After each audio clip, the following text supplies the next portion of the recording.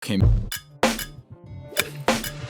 Fellas, ladies and gentlemen, boys and girls, moms, dads, grandparents, aunts and uncles, I hope your PGA Championship weekend was as good as ours. Welcome to episode 9 of the Scramble podcast. I'm joined, as always, by the Rage Brigade, the fearsome foursome. Cam, Tim, producer Jay. How we doing, fellas? Talk to me. I'm doing pretty good. That was an awesome weekend of golf. That's the only reason I'm positive right now. It was just such great watching. Yeah, not great betting, but it was so cool to see Phil. Very unexpected. Everyone I've talked to. Very clouds. Yes. I know.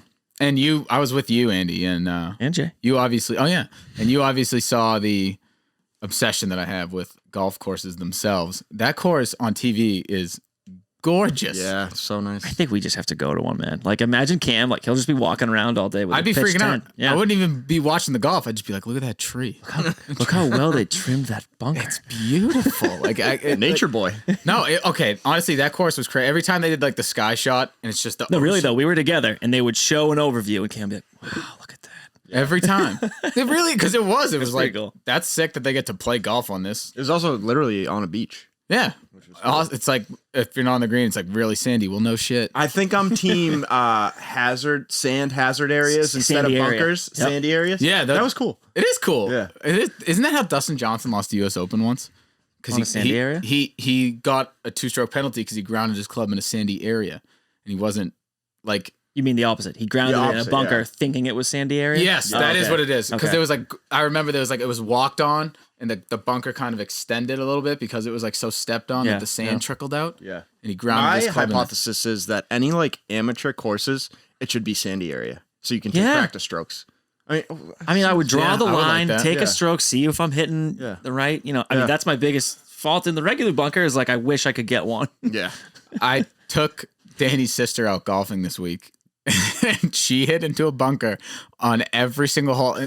So you got some working? I felt, and she wanted to like learn how to play golf, and I was like teaching her everything. And I was just like, I looked at her, I go, I'm not even going to teach you the rules of the bunker. Like this way, you're so like beginner that me even trying to explain that you don't hit the ball, that you want that you want the sand to be thrown. Like I literally was like, Sammy, just dig a little hole behind the ball so you can get under it and just go for it. Yeah, welcome to golf. You're going to hit the ball every time, except for when you don't hit the ball. Yeah. I'm like, we'll ignore that. We'll save that for next week. Jay, how was your weekend? You were with the two of us watching Sunday unfold.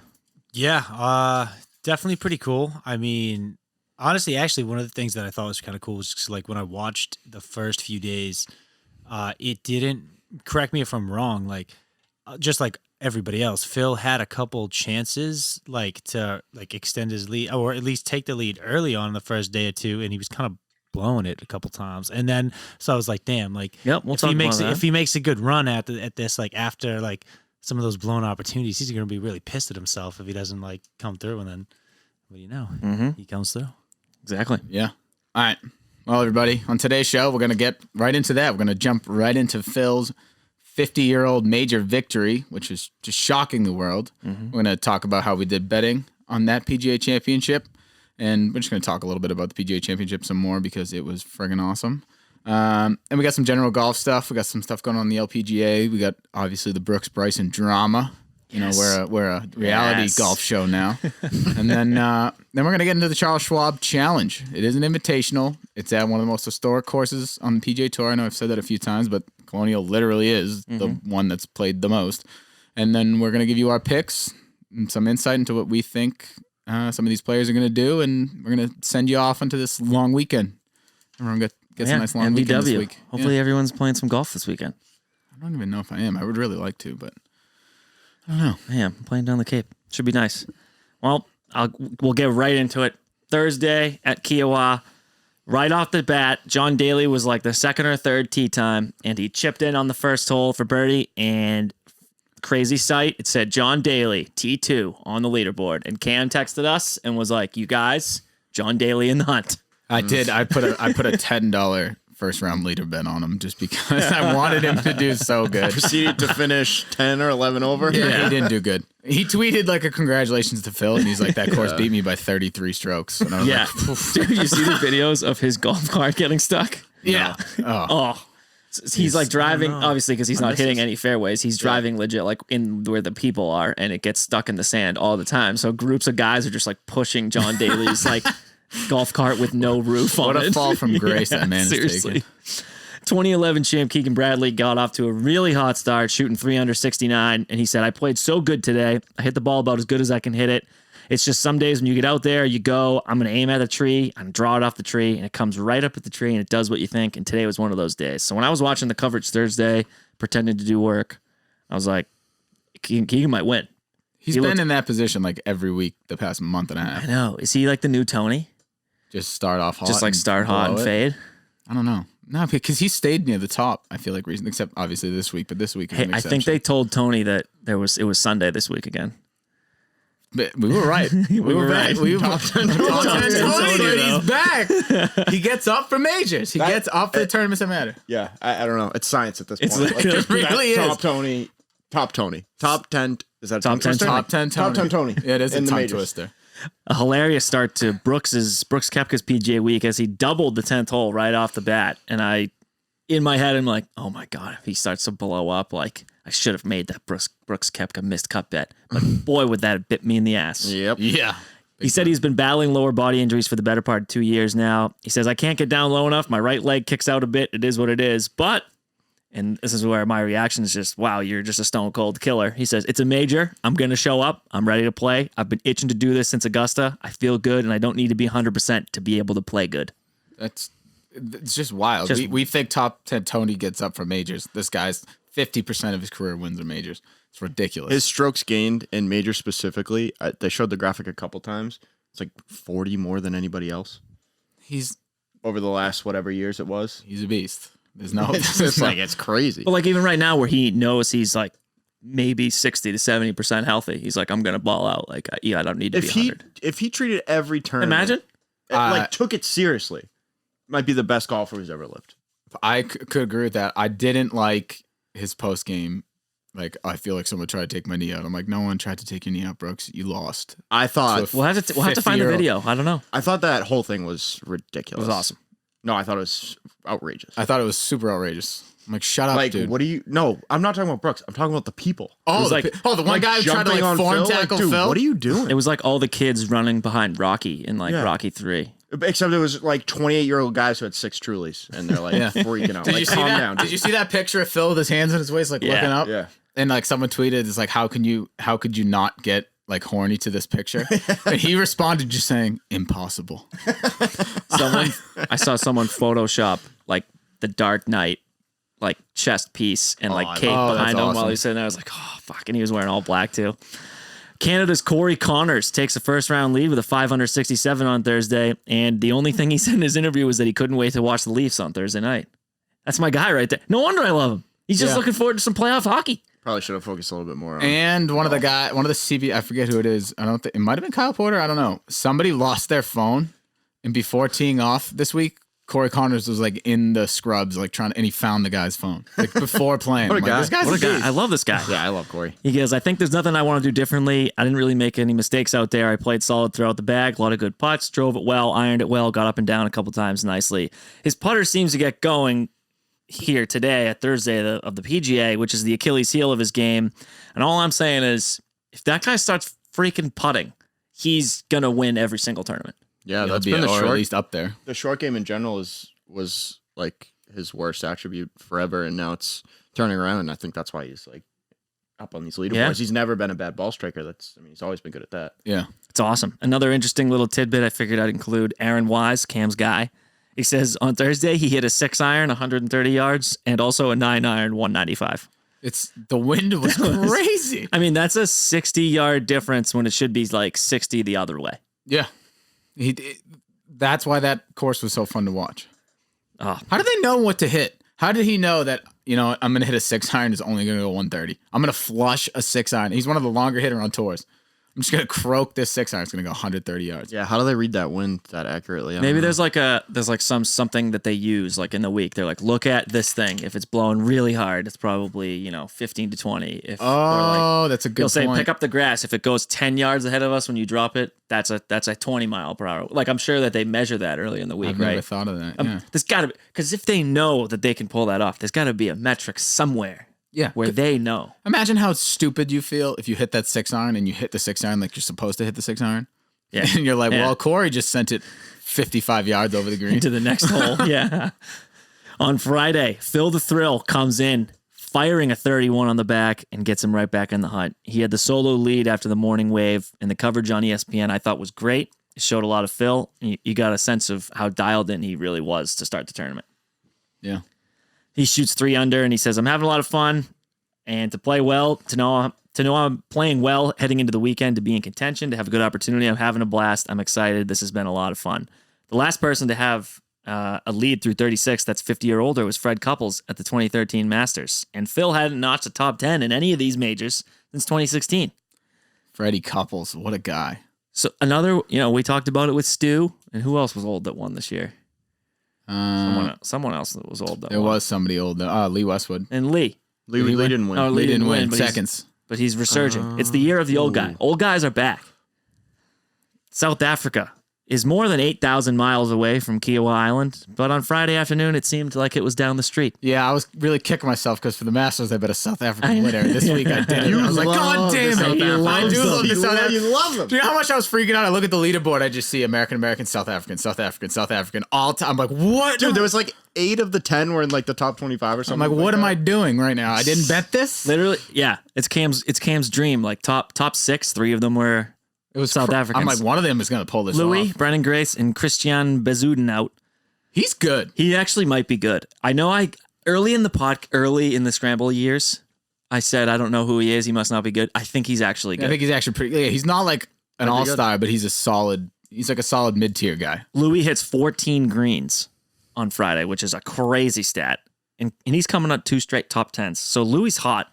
Next time Louis golfing, I don't think he's off this week. He is off this race. But next time he's back, He'll open probably up- play the U.S. Yeah. Open. Yeah, definitely. Grace and Christian shoot opposites, 70 and 71, getting contention at 3 under. And there were 11 South Africans in the field, and more than half made the cut. And it begs the question, at least for me, is South Africa the new Texas? 100%. No. 100%. No. I mean, I don't even think it's debatable. I mean, at this point. major course, more than half of them make the cut in that wind. It's the South African wind now. I don't think it's a yeah, Texas They're wind. not winners though. But they did. I don't know, but they know how to play it. Is Louis ever going to win in America? Probably not. But he'll be there. Him and Tony. God. Brooksy rattles off 2 eagles and gets one back through 36. He started again +2 and then turned it on through 6. He's +2 through 6 and then turned it on the rest of his round. Sort of a common theme for all 4 of his rounds, actually, once we get into Saturday and Sunday. And Sugar Shane Lowry ends up so far right on the 16th hole. He was literally on a beach touching a wooden fence, and he put up an awesome Instagram. He is so strong I on love the that guy. Instagram. There's nothing I could say about him that's terrible. Cam I get loves him. so excited, dude. T4 too. Yeah, he's nasty. He's like a guy that you root for. So on that hole, he had to drop, which was only 83 yards down the fairway. Then he hit his 3rd shot short of the huge left side bunker, chipped up and down, par. Love it. Ridiculous. On Saturday, moving day, Phil shoots 2 under, 70 to go up by 1. After ripping a 32 on the front, he kind of gets eaten up by Pete and Alice Dye. Got to give Alice her dues here. And he goes +2 on the back. He makes a birdie on 10. He missed a 7-foot putt, which is against everything Phil stands for. Yep. He's a big short game guy. Lessons of the short. I've read his book. Have you guys read his book? I have not read his book. We got to read his book. We'll have maybe an open reading of Secrets of the Short Game.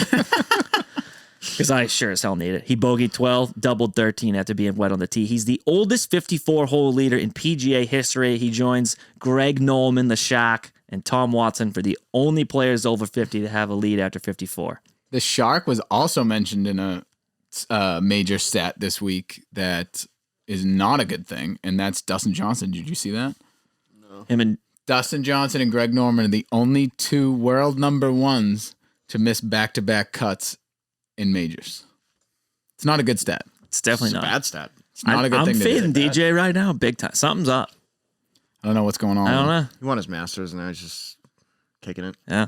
He's somehow still world number one. But the oldest major winner in history is this guy named Julius Boros. He won the 68 PGA when he was 48. And I have no idea who that guy is.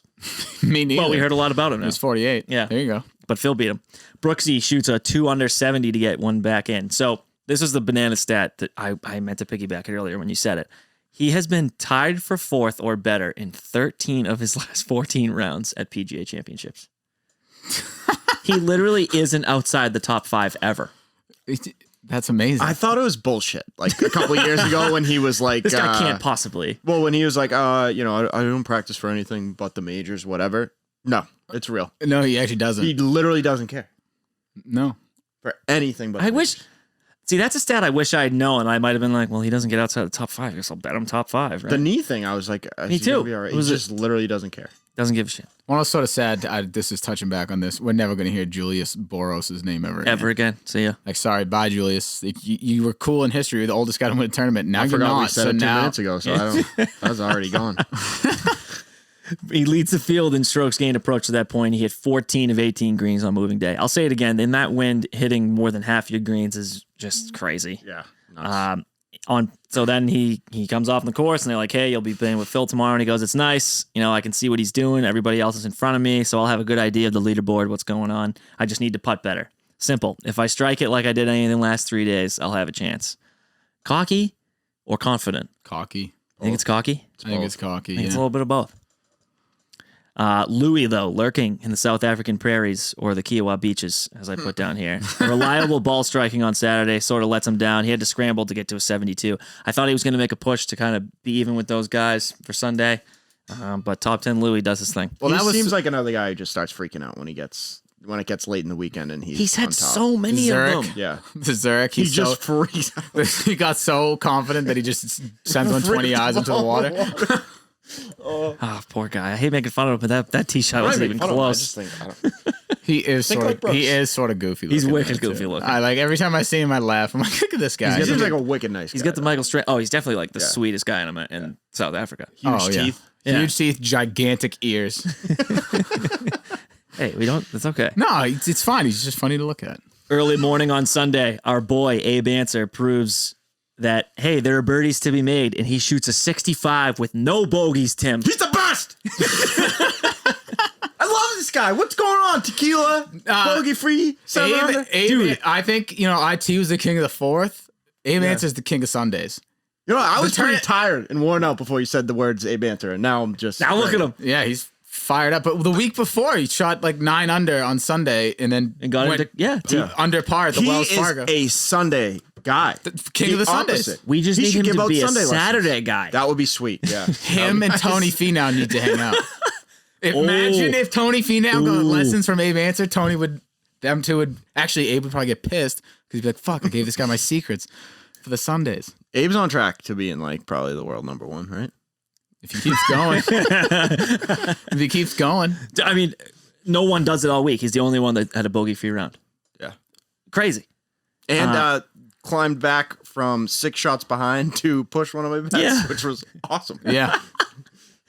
It's funny how golf works, though, folks, because he shot a 76 on Saturday, and it was 11 strokes better the next day. Yeah. Yeah. So crazy how that happens. Same conditions. He's gained 7.5 strokes on the field just Sunday alone. I love this guy. I looked in on his website for how we can get his tequila, and we're never going to. It's only in like Texas. It's only Yeah, in Texas. we're I gonna- tried to. we need to find this. Take a trip down. Dude, we should go to like Total Wine or something and be like, hey, I got 1 tequila I need you to order. They would actually probably do that. When I was underage, I convinced the Packy store host, I don't even know, the clerk, to order Red Dogs. I don't even know why. It's like a shitty ass beer, but she They're like. so bad. I was like brutal. I was like 18 years old buying. She was ordering me 30 packs of Red Dogs. Pick it up with your bottle of Rubinoff. Good for you. Low scores were abundant on Sunday morning, though. Now, so Ben on 4 under 68, which was 9 shots better than Saturday. Matt Jones and Aaron Wise both with 68s, 6 shots better than their moving day. Justin Rose puts up 5 under, while Morikawa and Pat Reed also go 3 under. So, like morning on Sunday, I know we hadn't yet got together, but I'm texting you guys. I'm like, I mean, these guys might go low, like, or Kiowa does its thing and the wind changes direction completely. Did you see Justin Rose's strokes gained putting for the tournament? No, It was like one of the greatest of all time. He gained like 11 and a half strokes putting just at the PGA Championship. Like the rest of his game was kind of horrible, but he was just draining putts. he might be like a sneaky just a majors guy now. I agree with stinks that. week to Seventh week. at the Masters. Like he's not really maybe just this season. He's not really putting it together week to week, but then he plays in you know big what? I tournaments, think he was just in terrible form coming out of COVID, and now he's figuring it out. You think he's figuring it out? I hope. Well, I hope so for my card this week. I was wondering if anyone, because I was like, that round, his weekend was impressive this week. Yeah, I agree. Defending champ Colin Morikawa. He says, you got a little extra weight on your back just being the defending champion. People want to take the trophy from you. Someone's going to take that away come later today, but I enjoy it. I enjoy being in that position. You want to be in those positions because it shows that you've succeeded, you've played well in that course, whether it's a different course. I mean, maybe the pressure got to him. It's a hard week for everybody. Can't really fault Colin for not, pushing pushing guys here. His around the green game, like we said, I Might be ended up week before, losing. yeah. Full disclosure, I didn't win the bets because the guys that I played in the matchups against him didn't do well, but I thought his around the green game was going to hurt him, and it did. He didn't play bad, but that's what kept him out of contention. Our Ryder Cup captains came to play too. Stevie Stricker and Patty putting up an apps. Patty playing with Sugar Shane Lowry. That was awesome. We were loving that. We were. What two good guys. Patty Harrington has the biggest smile on the PGA Tour. He's always smiling. He just got paid. He got $400,000. And when's the last time he got a paycheck? Oh, on the God, PGA Tour. I don't know. Probably a long time. Is he on the Champions Tour yet? I don't think he's old enough. I think he's like He's not old enough yet? 47. Oh, wow. I could be wrong, but I don't think he's old enough. But, I mean, Patty has a 3 under Sunday and cracks the top 10. And he played with Lowry, and he goes, it's so nice how relaxing it is when you play with a friend. Oh, I know. heartwarming stuff. Can't say the same for our friend Jordan, unfortunately. But Ricky makes the most out of his, this is my own opinion, albeit bogus, sponsors exception. Majorly bogus. Paired with Jordan going into Sunday, both of whom shot low rounds on Saturday. But Ricky gets a top 10 somehow. None of us saw that coming. I mean, It's hard to decipher what that means. I can't. I'm getting an earful from my friends like, Ricky's back. I don't think he's back. This is... I need like 6 more tournaments of positive play before I say that. Maybe not even positive play. Just make the cut. Yeah. Well, that thing that he said, I think I sent it in the group. He was like, yeah, I played a round of golf with Michael Jordan, and that helped me get over my slump. I'm like, well, if there's a thing that could help you get over that the actually slump, might be real. It probably is Michael Jordan. He went on the Golf Subpar podcast with Colt and Drew Stoles, and he was saying that thing too. He played at, what's it called? Grove 23, MJ's course. Yeah. Played there a lot. I mean, yeah, I guess you can say playing with the greatest competitor of all time will help you out. And I hope he's back. He also went back to his old swing, Rick did. Yeah. So he says he's abandoned the new thing he was doing, and he went back to his old clubs too. Oh, and he got a T10? Yeah. Maybe The only thing I didn't like, that move. the only thing I don't like was the sunglasses and mustache. Both of those got to go. The mustache is horrible. I'm telling you, he needs the flow again. He needs to be raging. Go back to obnoxious colored Ricky. His skin color is obnoxious. He's like, it matches his shirt Yeah.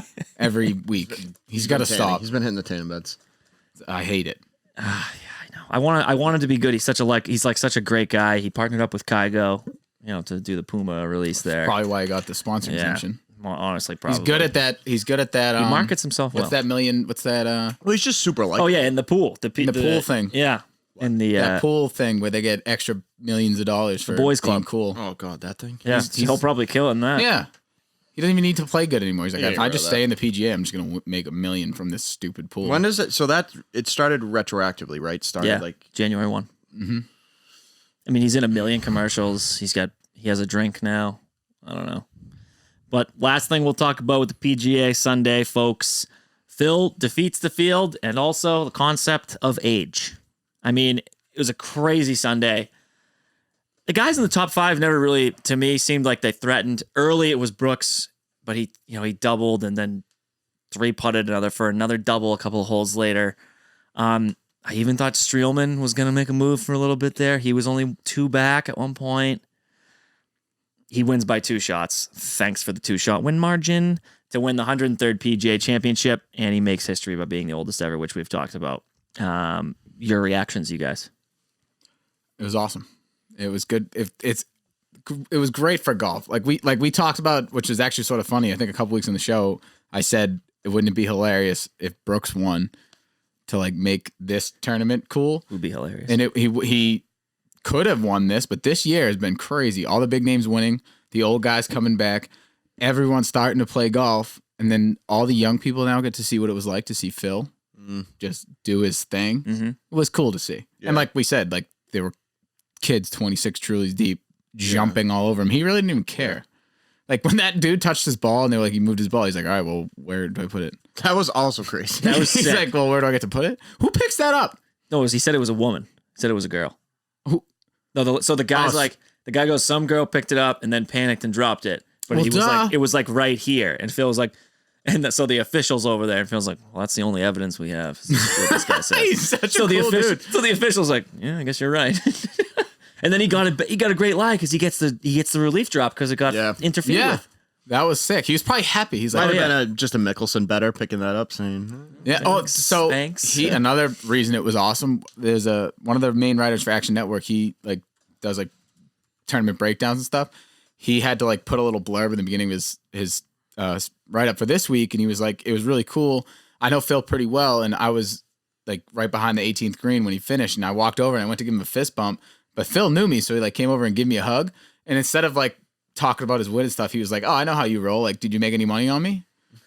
Like, that's a beast move. Well, like, that's because Phil's a gambler too. Phil's he's just like, yeah, I won whatever. he He's was like, did you 200 to 1 to start the week, right? Yeah. Something like that. So I saw the stat. It was on Twitter. Was it only two people on any major sports book in the U.S. had more than $100 on Phil to win. Yeah.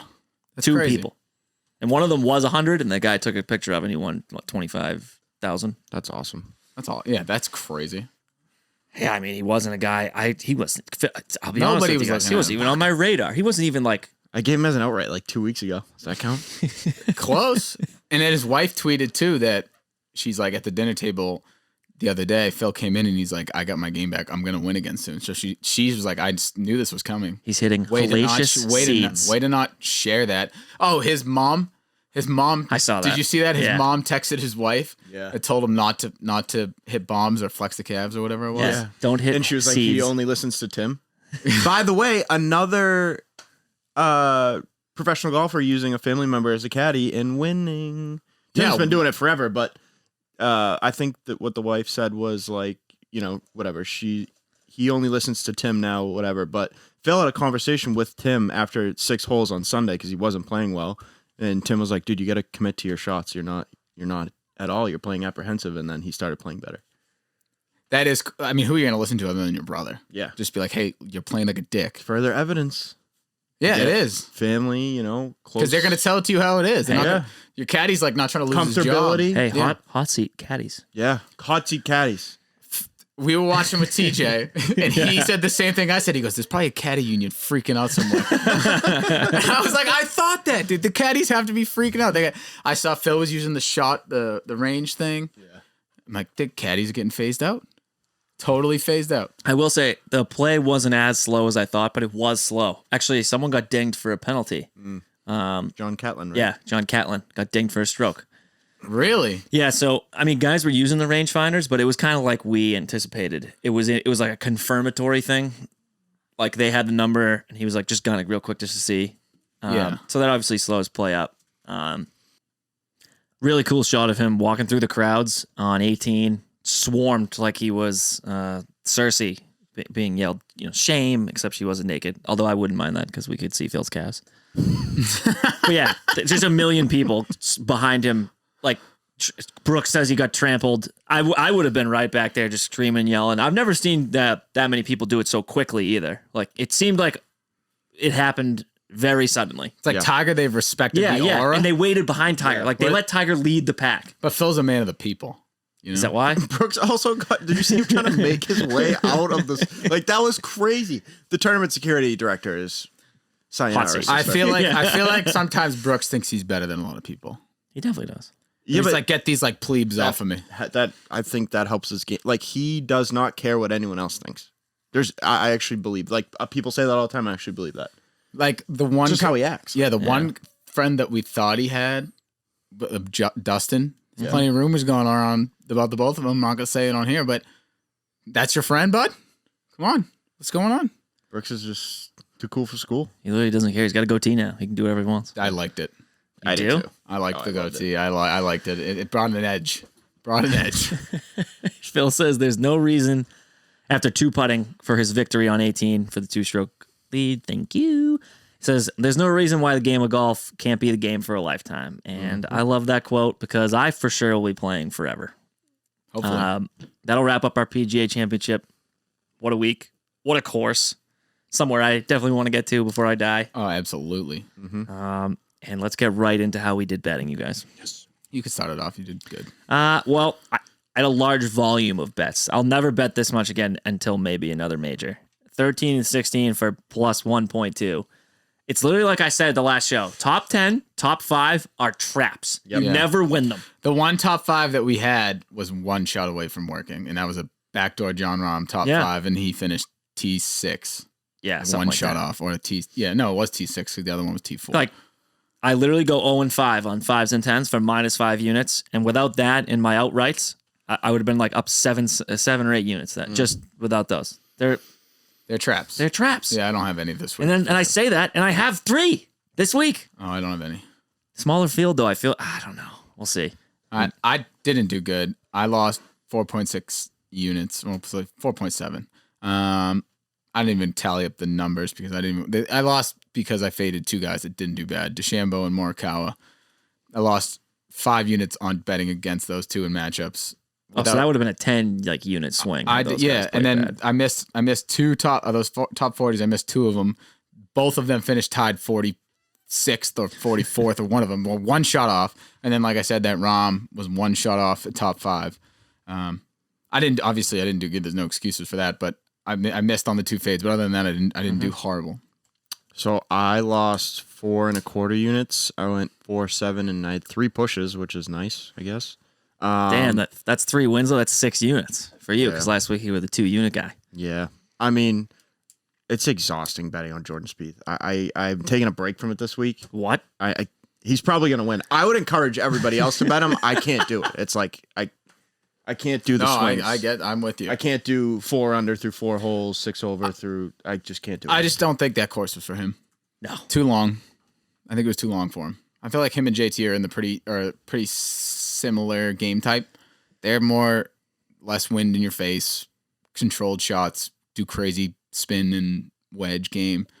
I think the hype was around, it's a major. He's playing well again. It's just like the off the tee stuff with him. It's on a course like this. He's trying to rip bombs and he's going to get who knows line a little bit. I think. What is his go-to tee shot? Do we? So he switched from a fade to a cut. I think that's what I was wondering. Yeah, it's a high cut. It's his power. I was Wait, trying. is a fade and a cut the same thing? But what one's lower? One's like more sharp.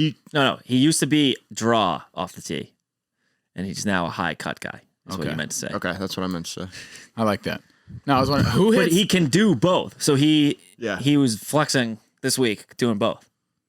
Which is that nice. might have been the problem. He was hitting fairways though. I'll say that. I think his problem was putter. Oh, he lost.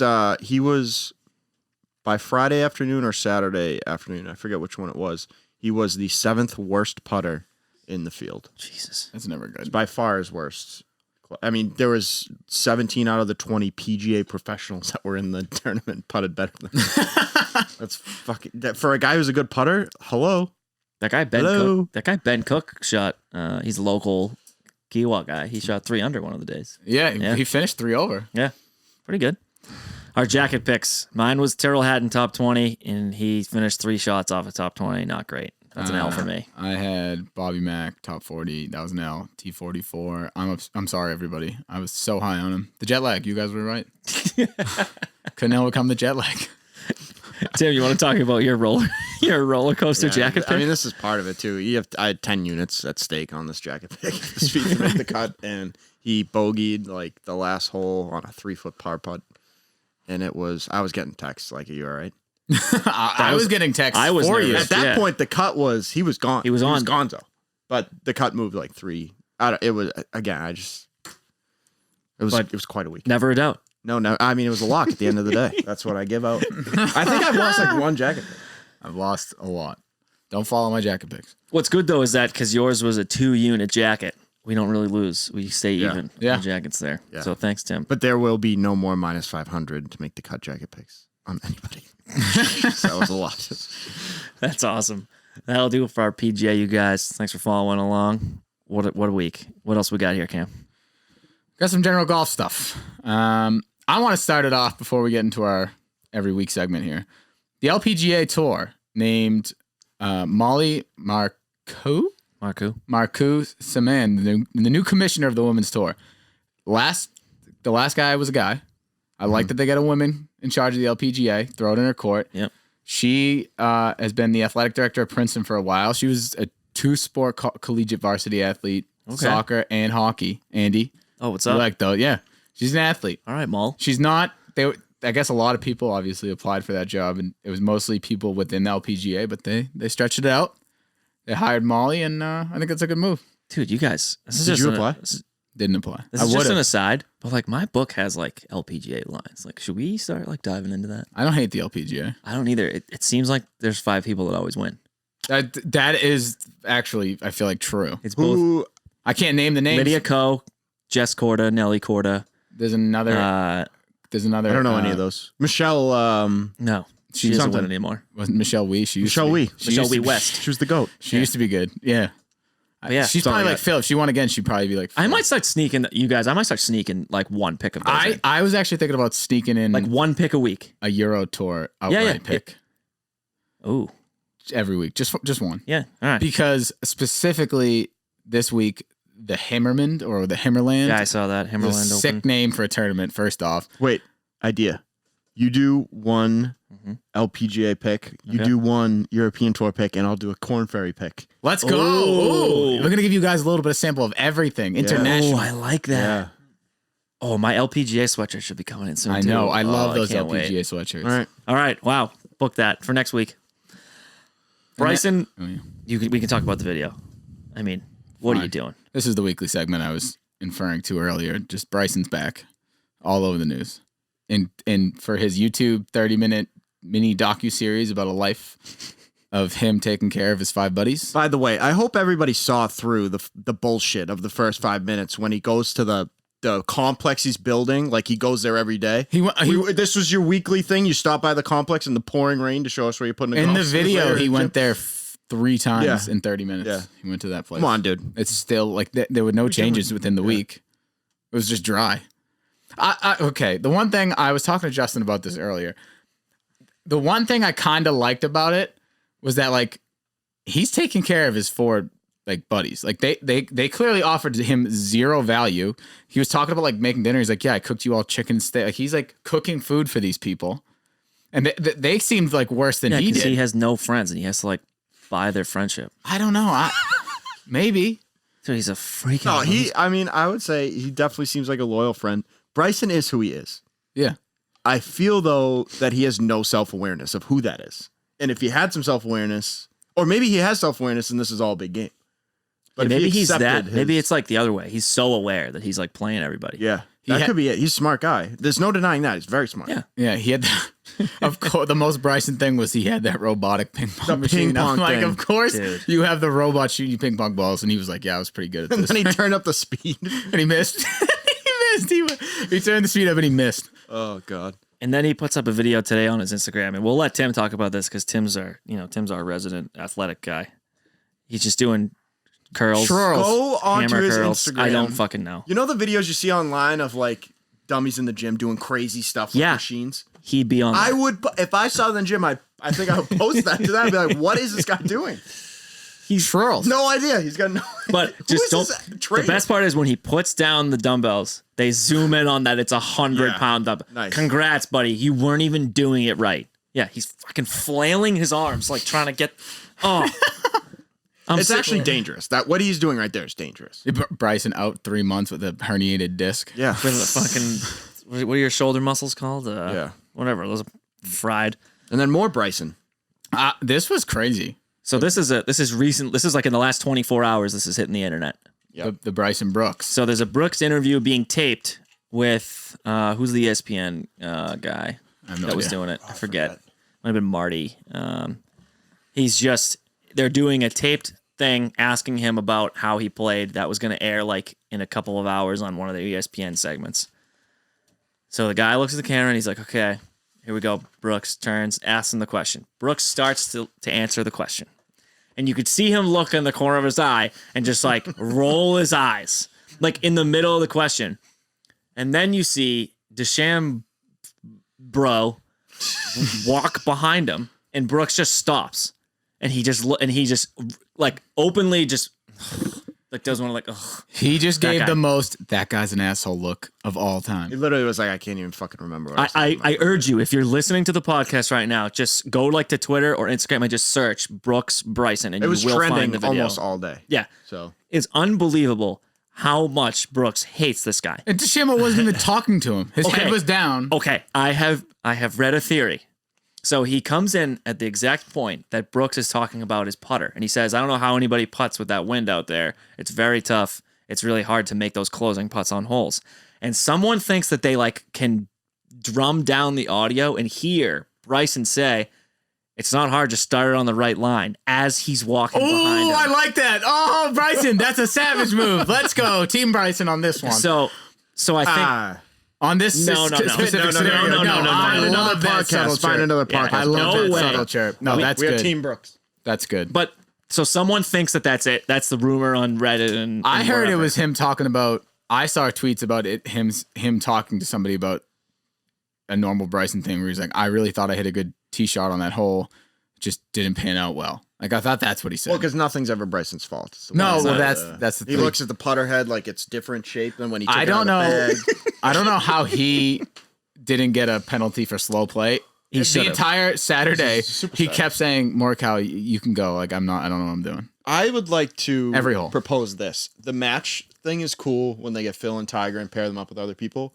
You want to put butts in the seats? Oh, Give me Brooks and Bryson, just heads up. Dude, Yeah. I would love that. Winner gets money to their charity or whatever. And it's on I'd pay HBO. $200 for that. I'm not even kidding. I would too. It's on HBO so they can fucking And I yell at want each them other. in the same cart. Yeah. Dude, that would never. They would fist fight. They would fist fight. I saw a tweet saying Stricker should pair them as Ryder Cup That duo. would be diabolical. We'd lose. No, No, but they would lose. Yeah, they wouldn't win. That would be imagine them two. Bryson, you fucking idiot. What'd you do that for? Who would win in a fight, Brooks or Bryson? Brooks. I think even though Bryson's strong, I think Brooks Bryson's is the just. smart guy. He goes right for the knee. It's over. Boom. I think Brooks is like a tougher guy though. Does that make sense? I think Bryson it's a probably get hit facade. and I think just it's a flop. facade. I think the Brooks toughness is facade. If they got paired together, Anything? I'm sympathetic on the knee thing. No. I'm just saying, like, I feel like he gives up. Like, I don't know, people that are that confident and cocky. I feel like he's covering up for something. Personally, Maybe. what? He's got a smoking hot girlfriend and a fucking boatload of money. fiance Andy, Yeah. catch up with it. Sorry. But I think if they got paired together for the Ryder Cup, Bryson would like hit a drive and then end up bogeying, and they'd get back to the cart or whatever, and Brooks would be like, thought you had a good drive, dude. Like, and you know that's what would set them off. Yeah. Fuck that. It's so good. I would love to watch I'm that. here Yeah. for the two of them. And this will get into our last general golf segment, a little fun thing for the fans. We're going to talk golf villains because there is one now. Mm-hmm. Or there's a rivalry going. Guys can be dicks. Tim, why don't you start us off? Yeah. I think you could actually. So my number one on the list is Bryson. I mean, it's no surprise. Okay, so that was sorry to cut you off. That was the thing I was wrestling with. Should I put the obvious one, or I put three guys that I think should become villains? Yeah. I put three guys that I think just act. Well, like here's what villains. I'd say too. There's a difference between a villain and a bad boy. Like Brooks is like the bad boy of golf. He's like a greaser. You know what I mean? Yeah. Slick back. Yeah. Yeah. Okay. Full disclosure, my first is Brooks. He could totally fill the shoes of the bad guy. Like, I'm better than you. He kind of scoffs. He's kind of a bad guy. He scoffs at people around him. I still don't think he has any real friends. He's just doing crazy, rude shit to people. I don't know. With the goatee too, I'm like, this guy's a bad guy. He could play the bad guy. Oh, you think? Oh, what a good story. Phil's gonna come back and win his major. At 50 years old. Brooks like, fuck you, buddy. This is mine. He can play the bad guy role. Bryson's kind of similar in that way, I guess. Like he's like basically Bryson is my way of playing golf is the best way of playing golf. There's no its ends up for like he's like Dr. Doom, like scientific bad guy. Yeah, you're right. You know what I mean? Like smarter than you, like I'm doing it the right way. Nothing's ever his fault. If Bryson embraced that role, he would be more likable, I think. Yeah, Embrace the role. Because the people love Yeah. controversy. Yeah, they do. I agree with what you're saying about Brooks, though. He's like the cool guy, bad guy. What was that book with Pony Boy? Do you remember that? Oh, The Outsiders? The Outsiders. Yeah. What was the bad guy in that? Remember he was like cool though. Oh, Like he was like he was a he was like the it was the greasers and he was like the socias. greaser. He was like Socias. yeah, he was like Was it the Matt Dillon's character? bad boy in town. That's Brooks. Like Matt Dillon's character, maybe? yeah, something like that. No, Matt Dillon. He was Dally. No, Oh, you're right. You're right. You're right. He you're right. was I've been seeing that. Brooks movie is so like a long. good bad guy, but he could be the bad guy. 2-bit soda Yeah, I get pop. that. Steve Randall's Tom Cruise. Who's the other kid? Sick Randy? movie. Is it Randy? No, I don't remember. I don't Really remember. bad But that's guy. the kind of vibe that I get. Yeah, I like get I that. get that vibe. Like he could be a bad guy though, Yeah. for It's sure. gonna kill me. I need to look this up. Tim, sorry I cut you off No, there. you're good. This is good. All right, so I'll just we've talked enough about Bryson. My second is Sergio Garcia, I almost picked him. and I think that Okay. he could be a mega villain. He definitely could. He is an asshole, Yeah, he's a dick. like tried and true. He has serious anger issues on the course all the time. The Rory McIlroy story, I bring it up all the time, but he apparently just called Rory in the middle of the night one night, like 2:00 in the morning, and was like, "I'm coming for all your trophies." He looks like he's Rory's like, conniving. "Dude, I'm sleeping. I just put my kids to sleep. I'm sleeping. Like, what are you doing?" mental game, mental warfare. But he didn't dude. even get in his head. He's like a fourth of the player that Rory McIlroy is. Yeah, right now for easily. Sergio rubs me the wrong way every time I hear him talk. I'm out of it. Okay. And 3 is Kim Kardashian. Okay. If she starts Let playing me hear golf it. Let me hear it. and like becomes kind of serviceable and puts it on the beats internet you? like she's trying to do, And legit wipes the floor with you. yeah, well, it'll never happen. But she's the third bad guy. She's your third bad guy. I couldn't think of a third guy. I hate those two. That's it. Okay, I can go. You Yeah, go, go So, my first one, he needs to embrace that he is a stuck-up country club, never had an issue getting anything in his life, privileged D-bag. Justin Thomas. JT. Wow. He could. I He think- looks like a bad guy. JT needs to, because he's got the mouth on him. He's already been, he's Yeah. already had the hot mics. Yeah. Oh yeah. Oh, I He- forgot about He's that. a Southern guy. He definitely has some interesting takes on people. It would also separate him from Spieth because now people think they're the same. If he just took the ultra villain, But Jordan's like a nice person. But I'm talking player wise. Oh, yeah. Justin is too, though. No, You don't. He rubs me as he can be a little bit like of a dick. I think he could absolutely definitely think take that role. I though. think do he agree could with be you that there. role and be like, I'm fucking better than you, bro. Like what? I grew up. I've never had an issue with anything in my life. Like get out of here. I'm better. Yeah. My second one is even though he's an awesome guy, I know he can have a bad side, and it's Pat Perez. Pat Perez on record saying, I don't know why these guys all practice so much. Like I would never do that. He's like these guys are all in the gym, like, hitting a million balls. He's like, I don't do that. I go hit like 10 balls. Then I'm fine. I think he should embrace like the nonchalantness. I like that. He's so cool, though. Yeah. His Jordan collection is He seems like a cool Ridiculous. guy. But he has the personality that he could take over being being a dick. Mm-hmm. And my third one is a guy we've talked about a lot, but it's Billy Horschel. I agree. I yeah, think he can get a little angry, pop off at a guy. Maybe maybe he makes the Ryder Cup team. Maybe he gets in someone on Europe's face a little bit. I Takes love it a that. little personally. I didn't pick Patrick Reed, but I don't know how. Well, see, that was too obvious for me. That's why I didn't do that. I tried. Oh, okay. But yeah, I think Billy's got enough anger in him that he can be. Those are my three. I We think did those give would him be a great nickname villains. on this podcast. He legit is Patrick Bateman. I actually watched the movie like 2 weeks ago or so. They kind of do look alike too, Yeah, a little bit. yeah. So it was. I like it. I'm all for him being the bad guy. Yeah. He'd be a good bad guy. Yeah. All All right. What do you got? I had Brooks. I already talked about that. My number 2 is Ricky. How can Ricky be a bad guy? I think. Yeah, what? No, embracing the like you said, like JT isn't necessarily a bad guy right now. Okay. Ricky could be like if he's just like, listen, just talk to my bro Michael Jordan. No big deal. Like name dropping people. we get a thermometer in here. Oh, it's a hot. I fever? told you. No, I told you. And then delirious? listen. Did you grow up playing Mario games? Yeah. All I can think about when I look at Ricky Fowler is like Wario and Waluigi. With that stupid, wah. That's what I think of Ricky Fowler. I hear wah.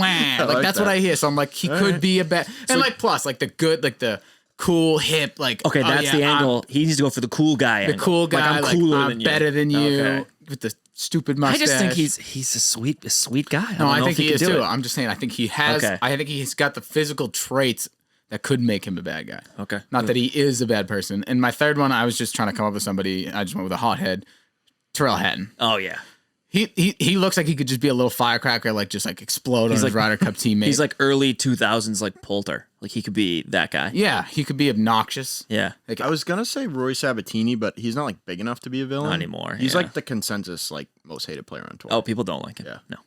But yeah, other than that, Tyrrell Hatton, I just get the vibe that maybe he could be a bad he guy. could. Like, I agree not completely. like a real, not like a. I don't think he'd be outspoken enough, but Yeah. he's got the innate abilities to be a bad guy. I agree. So All right, take us into the meat of the week, Cam. So now we're here. We're ready. 75th Charles Schwab Challenge at Colonial Country Club in Fort Worth, Texas. Another Texas tournament. Like I've said many times, I'm a big course guy. And the first thing I did actually was they had a really cool drone fly over this course. And I was watching it. And to me, it sort of felt like Braintree. I'm like, this course is sort of boring. I'm like, there's just real narrow fairways. Look, nothing cool about it. It's like right next to the highway. I'm like, whatever. And then I looked into it. It was actually like a pretty cool story. This guy, Marvin Leonard, he was like the original owner. He, in 1936, consulted with, I guess, the two guys who are credited for this course, John Bredemus and Perry Maxwell. And he had them each design 5 possible ways this course could be designed. And he picked and chose the holes from each cool. ones of their designs. The whole purpose of this course was that he like demanded that there be bent grass greens in the Southwest. He hated the Bermuda grass. For some reason, he hated it. He became obsessed with golf. Like all he did was, play, study, learn everything he could possibly do about golf. And he just came to the conclusion that bent grass was the proper way to golf. And everyone around him was like, you're an idiot. It's a Texas. It's brutally hot. There's no way you can grow bent grass greens.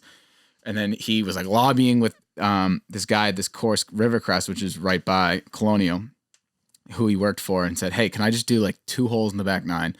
I'll do bent grass greens. If they die, I'll pay for everything to get them fixed. Like, it's all on me. I just want to try it. And the guy was like, no, why don't you just open up your own course if you're that passionate about it? So he was like, fuck it. I'm going to do that.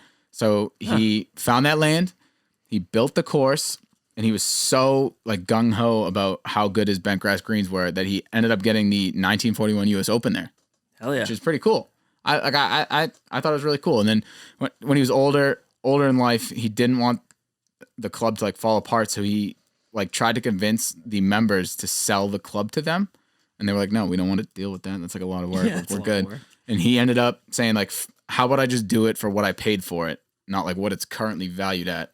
So he sold it for only $300,000 to the 300 members. They each paid $1,000 to get that golf course. Oh wow. Which is pretty cool. Do those guys still own it? It's those still owned families by or the whatever? members. It's Yeah. still owned by the members. Yeah. Huh. And they like, I referenced this article. It's why the Colonial is such a Fort Worth original with the PGA Tour stop celebrating 75 years. We look back at the man who started it all. It was actually really cool. Like she interviewed his kids and stuff. They were really proud of what it's become. Just awesome. We need So- to stop every year. Overall stuff. Exactly. It's the longest running tournament in the PGA Tour. Since 1946, they've held a tournament here. That's crazy. Like, and we say a lot like, oh, this is a classic PGA Tour stop, but this one you can't really argue again. I mean, the Masters obviously, but this one is longer than the Masters. It's been there forever. So, with that said, we got Colonial par 70. Playing at 7,200 yards. One of the shorter courses on tour, but it is a par 70, so that's sort of, it's a little long for a par 70 course, but still not overpowering. The biggest thing with this green is the narrow fairways, tree lined. It's all about shot shaping and trying to approach these very small greens. One of the harder greens to reach on tour, just because of their size. They're real small. They're real hilly. But everything on this course was average on comparison to the tour, whether like for which stats mattered the most. Off the tee was middle of the pack, approach was middle of the pack, around the green, middle of the pack. This was like to play this course, it is a tough course, and Leonard designed this course to be difficult. He wanted it to be an open course. So you have to be an all-around player to win here. I did find that they have a 3-hole stretch named with a name. The Horrible Horseshoe. Love that. Love that. But I don't like that it's holes 3 through 5, but it's called the Horrible Horseshoe. It needs to be 16, 17, 18. I know. It's tough that it's like in the front 9. I don't like that. But Do they do our favorite thing where they end on a par 5? I actually don't think so. I'm not 100% sure, but I don't think so. And I just kind of went through those holes. Hole 3, second hardest hole in the course. It's a long dog leg left. This is called the Horseshoe because they literally make a circle with these holes. You need to be on the green. You need to be on the fairway, and you have to be able to shape the ball. Hole 4 is the longest par 3 in the course. It's an elevated green, 215 yards, and the wind actually tends to be in your face, depending on the weather, obviously, but it usually plays out that way. And then hole 5 is the most famous hole in the course. Can't go left, can't go right. Long par 4, dogleg right again. But everything other than that, the par 4s aren't overly long. A lot of these approach shots, like the past few weeks, we've been looking at approach shots from 150 to the 225 range. This course is going to play more of the 125, 150 approach. They're not. It's a wedge week. Wedge week. Yep. Approach week. That's what I was looking at when I was looking at. How about you guys? What did you guys think was important at this tournament? There were no like heavily correlated stats to this course specifically. I think the highest was approach, but it's like 37th out of the 50 stops on tour. So I just want guys that are in good form. Like, just play your own game. It doesn't seem like there's any sort of style that wins here. No. So just play your own game. Guys who are in good form, who've played here before, and who play well on courses with smaller greens. Yeah. That's really all I cared about. The only other thing I didn't weigh it any more in my model than I would have, but was driving accuracy. Other than that, I didn't. Because even that, you can still sort of work your way around it, but you don't want to be super errant off the tee with these trees. Sorry, I kind of same boat as Tim here. I just took in course history, guys that have played there, Texas guys, obviously, and guys that can play good wedge game. You don't need an around the green game. You don't need to be a great putter here. It's almost like the first week that it's really like a feel week for us. You know what I mean? Betting. Yeah. I feel like every week we've had a solid theme, something you need to look for, something to look, to avoid. This week just kind of seemed like, who's feeling it right now. Yeah. Does that make sense? Yeah. Twitter was even saying that this is generally the most predictable of the tournaments. Not saying that we're going to predict who wins, but it's the more predictable. And one more thing before we get into our bets, the weather, it's Texas, so you kind of have to worry about the weather. And it's been raining there all week, and it's going to rain all the way up to Thursday. Course is going to be soft. And it's which takes away a little bit of the better scoring. It takes away the difficulty. And there'll probably be a lift in place for the first couple of days. It'll be so wet, so it'll be even easier. Yeah, wow. Cool. Guys are going low. This tournament usually is lower than at Craig Ranch. Yeah, this tournament. Whoa, you think 15 to 20? 15 to 20. Oh, okay. Yeah, Craig Ranch was 25. Yeah, lower. Oh, okay. I thought you said no. Yeah. I think lower than Craig Ranch for sure. Craig Ranch was a joke. I can see how lower could go both ways there. Yeah. Wait, I'm meaning it as the scores are lower to par. That's what I thought you meant. Oh, yeah. So then no would be the answer. Yes. Tim's in a pretzel. All right, let's just get into the bets. All right, I'll go first. I will preface this by saying we give out our cards, but we also make other bets. Like, these are the cards we're giving you guys. Like, we make bets like on our own first round leader during the week. I got killed on every other bet I made. Oh, I had really? 4 first round leader bets. It was a nightmare. I get happy on day one in these big events. Well, see, I was having championship. I was having a couple of beers Friday night, and Thursday I had hockey, so I was having a couple of beers. I'm firing off matchup day of bets. Yeah. That's the bane of my existence. Those are the funnest ones to do. I know, but Yeah, I got killed. So my card is small. Do you want to do the same thing we were doing before? The We do categories? Yes, and then we'll go, Yeah. Okay. So outrights first. One thing I like to do is recycle names. So like if a guy was playing good, maybe fell off a little bit, I like to look back at like my previous analysis, because it's hard to pinpoint exactly when a guy is going to win, but you can have a general idea of like, hey, this guy's due. So the first name is going to be Matthew Neisman. Let's go. Go call. I got him in a matchup. I think I like him. Friend of the program. Yeah. I like Matt Neisman. When is he coming on? I don't know. I should probably actually Give him a call right now. Give him a call. I'm not going to call him right now, but I thought you guys text. DM, bro. Come on. So he's fifth in this field on approach right now. I'm not a grass guy per se, but he putts well on bent grass, I guess. And his worst category right now is off the tee, where he's pretty much even. And yeah, he's. Oh, I didn't write his odds down. Classic. It's got to be pretty high. Yeah, it's very high. I think it's 80-1. But yeah, I'm gonna do a fourth of a unit on that. The next outright is gonna be Willie Z. Leads this field in approach. I think this is the breakthrough for him. Texas guy. His fairway percentage right now is like 55, which is on the lower end. I'm also doing that. That's Still not getting paid. No. But if he wins, he gets on the FedEx. We told Jay that on Sunday. We were like, hey, by the way, that guy Zalatoris has made $0. Zero. Can you imagine? Crazy. That? Is he? Neesmith is 100-1. Holy shit. Fourth of a unit. Okay. That'll be a nice win. Yeah, I like that. Willie Z's 25-1. That's going to be half a unit. And the other outright I have is half a unit. It's Gary Woodland. Hey, love that. Me too. Yeah. Half a unit. Gary Woodland is back. I think Gary's ladies back. and gentlemen. Yep, I have him in a bet. I couldn't get myself to do outright. 36-1 I got him. When he's on, he's one of the best ball strikers around.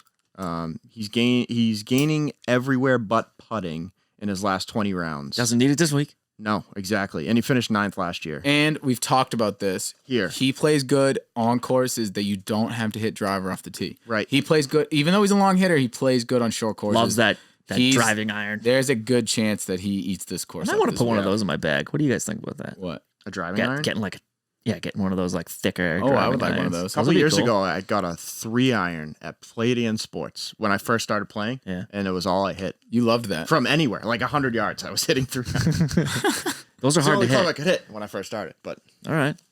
graduated. All right, so my outrights, I got Willie Z also. Okay. I was tossing that in my head, and then when you said it, I was like, all right, I'm doing it. Because there's not the only person better than him there's 2 people better than him on approach since 2021. I believe it is Cory Connors and Spieth. Are the only 2 people better at approach than him. If you do just the last 4 tournaments, he is number 1. I believe that. Yeah. And he's gaining over, like last week, he gained over 7.5 shots on approach to the field. That's on that course. 2 under going into another Saturday, right? top 10 in a major.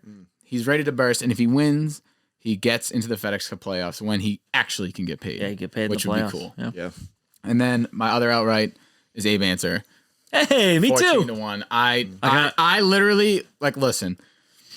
Fuck. Of all the outrights that I've picked, nothing feels more of a lock than than Abe Answer. And I'm sorry that I'm saying this because now that I said that, it just jinxed the living shit out of him. Oh, I don't even think so. But what has he done wrong the whole year? Nothing. In his last finishes, he hasn't finished slower than 26th in 8 tournaments. He's right there. He's in my Spieth category right now where I just want to watch them play golf and not have anything on the line. So I just want to watch them play good. I agree with that. And not be stressed about it. And then that's it. I have thrown around in my head. I've thrown around Charlie Hoffman.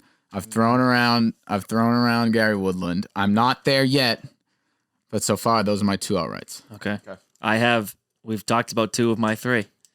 Abe 15-1 for half a unit. Gary 36-1 half a unit. My other one is Jordan. I'm not against for that. half a unit. It's a great pick. I don't. He's gonna win another tournament this year. I don't know, and it's gonna pay out because I'm only doing half a unit. So eventually, it's gonna make me money. Eventually, yeah. The only thing that sucks is that last week I had a couple of seltzers and put more on him doing the PGA, so that hurt on Sunday. Those are my outrights, the 3 of them, right into my top 10s here. We're gonna roll double down on Abe and Jordan in the top 10. Abe plus 145 for a unit, Jordan plus 125. So what I did with Jordan is I took him top 10, and I took him top 20, which means he finishes 1st to 10th. It's 3 units. And if he finishes 11th to 20th, it's 0 units. That's fine. I think what you're doing is smart because we've called the top 10s a trap, but if you just carry over the outrights into the top 10s into the top 20s, then you either going big or real small. Yeah, so that's okay. Yeah. My other top 10 is my guy. He's a wedge guy. He's an iron player. Joaquin Neisman. Joaquin Phoenix Neisman. Plus 200. I think that's pretty good odds. I know Cam can't get behind him. I don't know. He just can't string it together. Every week, I don't dislike him. I just think every week there's something that he's missing. He played well all week until Sunday last week. We'll see. We'll see if top 10 doesn't work out. It doesn't work out. That's okay. All right. We got top 20s now. I got one. I got Patrick Reed, minus 130. This guy finished number 1 in strokes gained total over the weekend at the PGA Championship at a very hard course.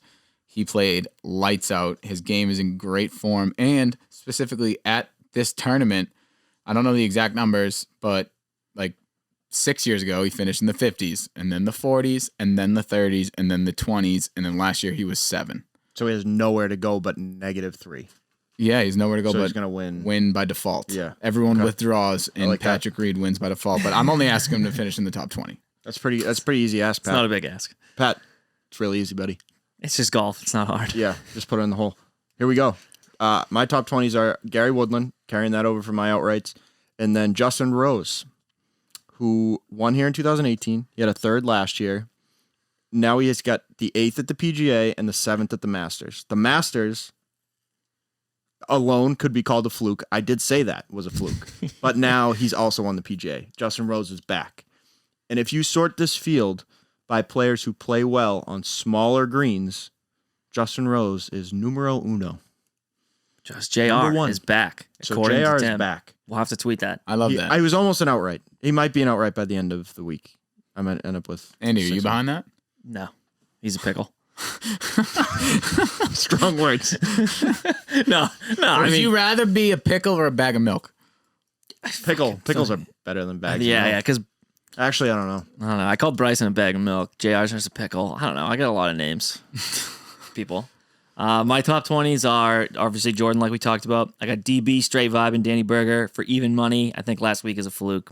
And one of my other favorites, a guy that I wish I bet last week for the PGA, was Jason Kokrak, the Crack Man. I think he plays well here. He's an iron guy. He's a golfer for the people. He's a little bit bigger. I liked him Loves this his week. beers. The Crack Man's a good golfer. That's my other top 20, plus 150. I have some top 40s. I don't know about you guys, but DraftKings was offering them again, and they're just too delicious to pass up. How many did you hit? Do you know what your ratio was last week? Uh, I'm actually just curious. 5 or 8. Oh, okay. Good. Yeah, not bad. Up. Even? Up. Up. Nice. Up. The only one that Seems so easy on the surface. Like I know. Like, just make the cut and yeah. go a little bit better on the than surface. So this week I have 3 that I love and 1 that I'm doing for the people that I mentioned that I would do episodes ago. So we got Brian Harmon, minus 220, top Let's 40. go. Lunch And Pail this- Harmon. Lunch Pail Harmon. Yep. He loves this course. He loves short courses. He loves courses where you can shape his shots and go to work. Buddy, he's gonna go This to course work. was designed for Brian Harmon. Can we make a T-shirt that is just A a picture. silhouette of Brian Harmon with a lunchbox and a hard hat and like a 9-iron? Like I, Print the work. shirts, Jay. this is I kind of like it. This yeah. is one of those like We are a this is Brian one of Harmon those podcast. bets that I just it's minus 220 is not great value. I'm doing 2 units on it. But it's I don't gonna- see how he doesn't finish in the top He's 40 in this won tournament. collectively us like how much money? A lot of A money. lot. I don't even mean to keep going back to that bank, but this is the kind of tournament that he excels at. He missed the cut last week at the PGA Championship. That was not a golf course for Brian Harmon. That wasn't a lunch pail go to work. That was like you just got laid off. Poor your Brian, rent your yeah. rent is due in a week. You got to scramble. He You signed can't- up for a job that he wasn't equipped to do. Exactly. Yeah, he had to call That's him. all it is. He had to didn't have call the right another tools. guy. He called Yeah, his boss and yeah. said, "Listen, you Look, sent me to the wrong site, buddy." Yeah. is This week though, he was properly assigned. Right, correct. Brian Harmon, top 40. My other top 40 is Cory Connors, minus 285, 2 units. Again, this guy is playing, like I said earlier, He's the best, man. it's Spieth, and it's him and Spieth, the top 2 for pretty much all the strokes gained metrics that met, like approach, around the green, total, tee to green. Cory Connors is playing out of his mind. And I know it's not great value, minus 285, but I don't see how he doesn't finish top 40. I don't see a world where that happens. And then I got Matt Wallace, minus 130, top 20. He's now fully a PGA Tour member. He's been great form. Top 20, top 40. Top 40. Top 40. Top 42 units. And he is top 10 strokes gained approach. He's a great putter. I love his game. I love his recent form. And then my one that I said I was going to do a while ago, for the people. What is this? Chuck Schwab himself called this man and said, hey, okay. you want to play in my tournament? Vasecki. And big Mike Vasecki said, fuck yeah, I do. Mike Vasecki, He's top got to be 40. plus money, right? Plus 1,400 Let's to finish in the top go. 40. That's pretty good. I'm tossing a unit on that bad That's boy. that's outright money. For the heart. For the heart, I'm doing it. Let's go, Big Look at Mike. these Schwab guys. I want Great you. bank, by the way. Talk to I Chuck. want you to win this, Mike. Get out there and do your thing. He's really only good off the tee, but that's okay. That's all right. He'll be fine. Matchups? Yeah. All right. Gary over Sergio, I have that. minus 130. Sergio is a bum. Gary is good at golf. Sergio is Not a a lot bum. to that Sergio one. has been a bum. That is not even debatable. Statistically, he's been a bum. And Gary He's a Woodland is going to mental ball. case. Second one is Joel Dahman over Kevin Streelman. So Streelman is a big time favorite in this. He's like minus 175. I got Dahman at plus 140. If you filter just the last few tournaments, Joel Dahman is gaining a stroke and a half tee to green. He's the only concern with Dahman is he's losing strokes off the tee, but I think a shorter course reels that in a little bit and offsets it. And he's top 30 in birdie average in this field. So birdie average is something I looked at because you're going to have to go low. Yep. So that's more of like Kevin Streelman could easily win this bet, but plus 140, I'll take those odds. And then my last matchup, only got 3, is Doc. Doc Redman is back, Over. and he's beating Cam Davis. I got that too. Yes. Let's go. Nice. I love nice. Doc. Cam Davis he's been playing good golf, People but are this is not all over Cam he's Davis. been playing good golf. This Why? isn't the course for him. He's actually been playing well, but he's not accurate enough off the tee to win here. That's what I mean, though. He sprays the ball. His fairway percentage is very low. Yeah, he's good around the greens. I think that's why people love him. So Doc's trending up. He's hit 79% of his fairways over the last 8 rounds. That's a lot of fairways. And he's 10th in birdie average. So, yeah, those are my 3 matchups. All right, I have a question prior to getting into my matchups. Are we hot or cold on Chris Kirk this week? Hot. Hot? I had to cross him off of I condensed my card. I had him and I crossed him off, then I had him again, I crossed him off again. Same, I'm like, is he going to do good or bad? I have no idea. Same. I wanted to take him, and I ended up ultimately not. Yeah, I'm not doing it either. I couldn't do it. All right, sorry. My matchups. I have Woodland over Garcia also, 1 unit. Tim explained it. Garcia's a bum. I got, unfortunately, Andy, I'm sorry. I got the trash man, Charlie Hoffman, over Joaquin Neisman. That was even money. That can happen as long as Charlie comes in the top 10 too. That's So which fine. I honestly his name is floating around in my head for an outright. Hey, like he I was said earlier. my longest top 20 hit last week. It was like plus 310 or something that I Really? got for Charlie. Yeah. Again, just playing really good golf. we've Yeah. said that the what do we call it? Corey, Abe, and not Abe, but Corey and Spieth are like the top 2 for all the metrics we want. Hoffman's 3. He's gonna win something. He's been there. He's eventually. He's been there all year long. Yep. There's no and Joaquin I don't trust to finish the tournament. Hoffman he's got good outright value and even money over Neisman. I'm taking that all day. Yep. I have one bet to revenge last week, and it's because I think this guy will win, so he'll beat anyone. And it was the only matchup. Answer over Morikawa, plus 100. Morikawa, he's obviously great at golf. He's been playing really good golf. He'll probably finish like 4th, but Abe Answer is going to win this tournament, and I'll take Abe Answer. I think that they're like interchangeable. I don't think that there should be a favorite in that bet, and it was even for both of them. So I'm just taking Answer in that battle 1-on-1. All right. Plus 100. Just playing with fire. I have one other bet that Tim might have talked me out of, honestly, because I want this guy to be back. But I have Scotty Scheffler over Justin Rose. He shocked me last week with that PGA performance. No. I might cross it out. Cross it out. I might cross it out, but I don't know Scotty's been playing like I don't know if Scotty stunk. What was it the other week? 2 weeks ago. he just let everyone down that week. But he comes back and he played that PGA Championship really well. He was top 20. Yeah, but JR's back apparently. So I know. I hear that. But my other bet right now is Scheffler over Rose minus 110. Okay. Those are my 4 matchups. I have a smaller card. I went bigger units, smaller card this week. Last week was way too stressful. I'm an idiot again. I was like sitting there just like spraying the matchups board. Okay, my first one for 2 units is Jordan over JT. Whoa. Yeah, that's gonna happen. JT frustrated after last week, I think. He's another one of those guys where, like we talked about Brooks, like good after the missed cuts. When JT putts bad, he usually is real hot the next week. Jordan putt bad too, so we'll see. My next one is Cory Connors over Sung Jae, -150. No other reason than Sung Jae is just not as good as Cory right now. Fair. Yeah, that's my rationale there. I got the Crack Man over Keith Mitchell by 2 strokes for -150. That Keith Mitchell guy is a nobody. I hate it. I hate the bet. Why? 2 Keith strokes? Mitchell. Yeah, by -1.5. He's got 2 top 4s in the last But the Crack Man 4 weeks. this week. I'm in. That's You're fine. going back to your well. I am. Be careful. Okay. Be careful. I'm going to fall in the well. Matt Jones over Siwoo Tim for -120. I almost put. Sorry to digress. I almost put Siwoo as a villain. He could be a villain, right? He could be a villain. Just snapping your putter in contention at the Masters like an absolute lunatic. Yeah, that's a villain. Actually, the only thing is we don't know anything else about him. Nothing. That's what I mean, though. He could come out and be like, "Yeah, I'm just an asshole. Hey, what's up?" We'd all be like, okay. I got Kevin Kisner over Camilo Villegas. This has a lot of juice, but I think Kiz plays really well. -170 for a unit. HV3 over Doug Kim. They're kind of like Looked at Camillo. each other and went, Ah, He hasn't made a cut in his last 7 tournaments. Kevin Kisner.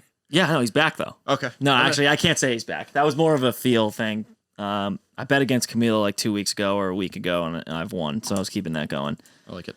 HV3. well. I know. I literally just, my bucket is so big from the well. HV3 over Doug Gim. Doug Gim is on my FU list because of that bet that he lost me. That was like -250 like a month ago. I don't blame you. But also HV3 actually played pretty well last week. He did. He's an iron guy. I'll take him. I got Doc Redman over Cam Davis like we talked about. I got my guy, Scott Stallings, over Cam's guy, Peter Uline. That's see. I didn't know where to go with Peter this week. I didn't know how to play him. He was sort of in the same boat as Chris Kirk for me. I think Scott Stallings, being an approach player, being a wedge player like he is, big, strong guy, I think he does pretty well here. Good form too. Yeah, and he's playing. He fired the lowest round of the what was the week before the PGA? Wells Fargo. Yeah. I also have friend of the program. AT&T Byron Nelson. Sorry. You're right, AT&T. Friend of the program, Matt Neesmith over Dylan Fratelli. It's like the 7th or 8th time that I've faded Dylan Fratelli, and I haven't lost yet. Every model, he was in the bottom 5. Yeah, for me. like. What is that? Neesmith over Fratelli? Yeah. All right. And then my last one, Wyndham Clark over Joseph Bramlett.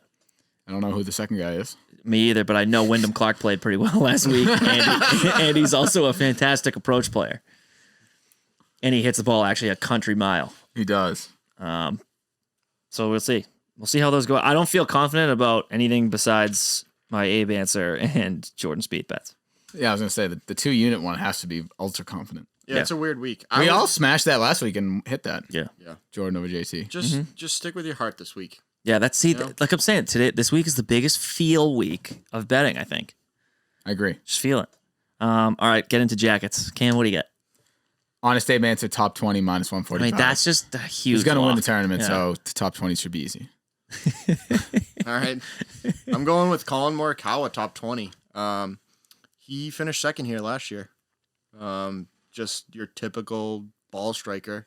One of the best out there. Choked last year. Big time. 3-foot putt to win. Yeah. Miss. Yep. Oh, I remember that. Wow, yeah. So he's either going to come out and play well or he's going to come out and bum it. We shall see. But it's my lock. Mine is another guy that's an absolute lock, is a Cory Connors top 20. Love that. It's just, this might be my 4th or 3rd time taking him for top 20, and he hasn't scorned me yet. This is a really good field post-major. It is good. It's strong. Yeah. Well, Why is Phil playing? Why? Yeah, wouldn't you take the Because week he off? committed his word to it. We didn't. I think expect to he win. thinks in his head now, like, He can win it's go everything. time. He I'm might going to rattle off 6. If he wins, we're gonna feel like absolute idiots for not even looking. I didn't even look at Phil this I week. didn't either, No, because no I was like, chance. there's no way 2 weeks in a row he can keep This that has up. got to be a fluke, right? Phil's not going to. This isn't a resurgence, is it? He said he's back. He said he's back. He might be back. God. If you want to bet Phil, I wouldn't shame you. Wouldn't shame you at all. Yeah, what is he? So he was 200 to 1 last week. Let's figure out what he was this week. He's like mid-tier on DraftKings. I know that he's like 77,000 in DraftKings. Phil, he's plus 60 to 1. That's pretty good. Is he really? Let me look. Yeah. Oh, one thing we should note too. This is Ryan Palmer's home course. Don't be fooled.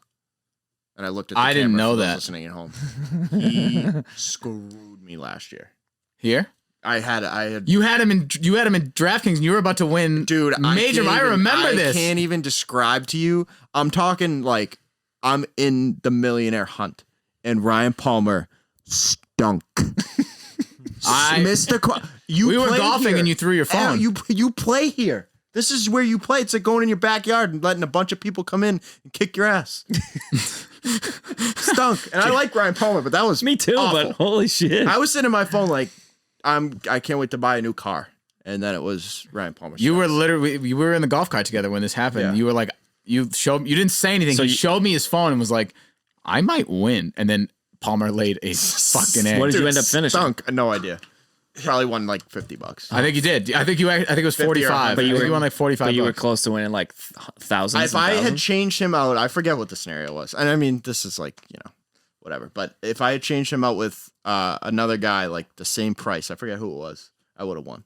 I won it all. You would have won like millions. $1 million. I'm $1 million. Jesus Christ. All Ryan Palmer's fault. Oh boy. Well, if you guys thought for a second that we weren't going to put together an hour and 20 a podcast, you are freaking wrong. Oh my God. Yeah, you were mistaken. You are sadly mistaken. And we did battle through some production issues. We did a little bit. Yeah. And we still 100. $120. $120. Yeah. Folks, that'll pretty much do it. You guys got closing comments? What do we got going I got a this week? closing comment. Listen, I failed to mention this in the course breakdown. This course and this tournament brought us back from COVID. Yes, it did. Oh, It was did? the first You're tournament. right. It was the first tournament post the 91-day layoff. And we are free this week. Massachusetts lifts all COVID restrictions for the vaccinated. Yeah. We're all free.